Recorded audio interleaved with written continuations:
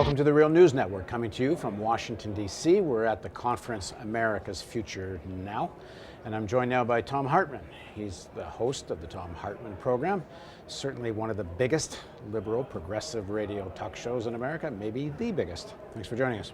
Thank you, Paul. Pleased to be here. So last time we talked was a few months just before the election, and we were talking about the progressive movement, its relationship to the Democratic Party, and you were talking about how there has to be some strategy for having more influence within the party, taking positions within the party. The Obama administration is now formed, and certainly with only the rarest exception, there's not very many what I think people would call progressive voices in the administration, certainly not in the finance section. Right. So what's your thinking now? With regard to the Obama administration? Yeah, and a longer term view towards, like I've been interviewing a lot of people at the conference, and it's up to us to move Obama. It's up to us, which is very, I guess, good that it puts the emphasis on us, but nobody wants to actually say, well, shouldn't Obama fulfill some of the promises he made? Yeah, there is an element of she shouldn't have worn that dress, of blame the victim. And yeah, it's true Franklin Roosevelt wasn't elected as a progressive, and he became one arguably because of public pressure. Frankly, I think it was more because he was a pragmatist, and he saw that the progressive solutions were the ones that would work. And I think Obama thinks of himself as a pragmatist, and I think he thinks he's doing the things that are going to work. But last week, Louise, my wife, and I engaged in our semi-annual masochistic exercise of watching the Sean Hannity TV show and Greta Van, watching an evening of Fox News. And every single show, the two primary themes that they were hammering, just hammering, were the economy's going to go in the tank, far worse, and it's going to be all Obama's fault because he owns it now, and it's his policies that are creating it, and we're going to get hit again by the terrorists. And those are both bets that they can make, where if they're wrong a year from now, nobody will even remember they said it, and if they're right a year from now, the Republicans will take Congress, and 3 years from now they'll take the White House.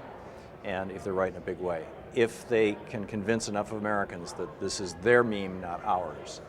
And frankly, I think that there's a possibility we'll be hit again, and I think that there's a probability that the economy is going to go in the tank. And the question is that going to become the conservative moment of opportunity?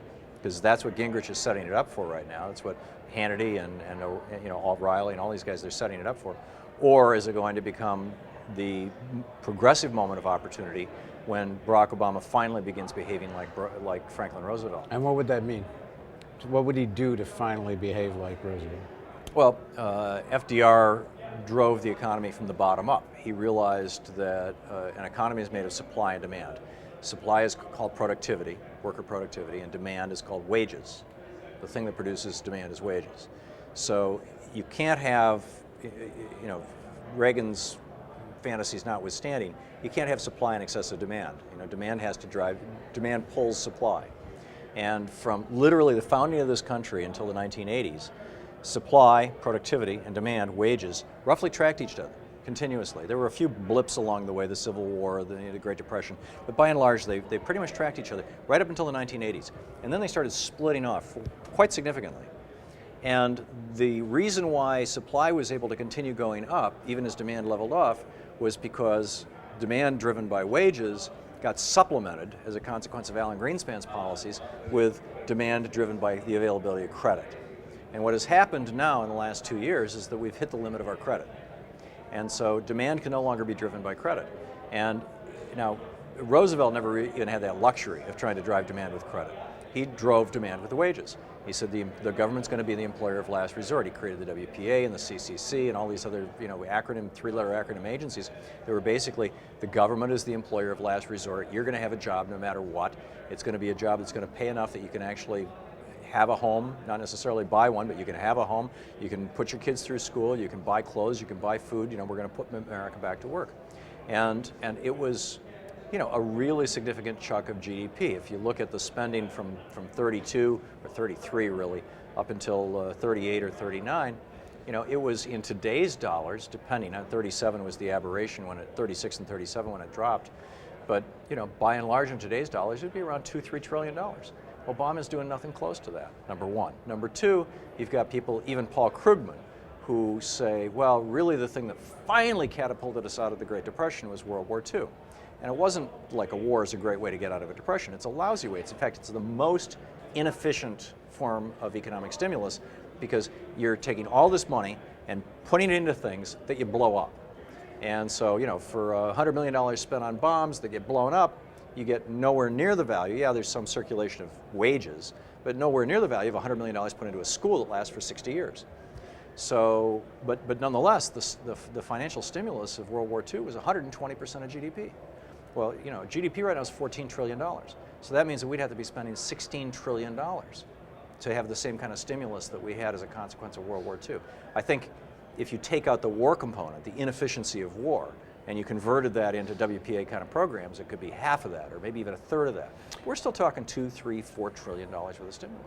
And I think President Obama has made it very clear he's profoundly philosophically against this. That's right. He wants 90% of his jobs to go through the private sector, and he's proud of that. Yeah. If there was ever a golden opportunity to do what you're saying, it's Detroit and the auto industry, where Yep. you could actually, instead of downsizing Detroit, actually upsize Detroit as an engine of a new green transportation system, and instead you're doing the opposite of stimulus there. Yeah, and the South Koreans are doing this right now, and the Japanese, both.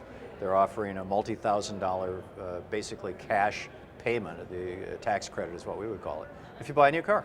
You know, it's cash for trash. It's the Germans are doing it. There's multiple countries around the world right now that are incentivizing people to buy cars because it's cheaper than bailing out their auto industries.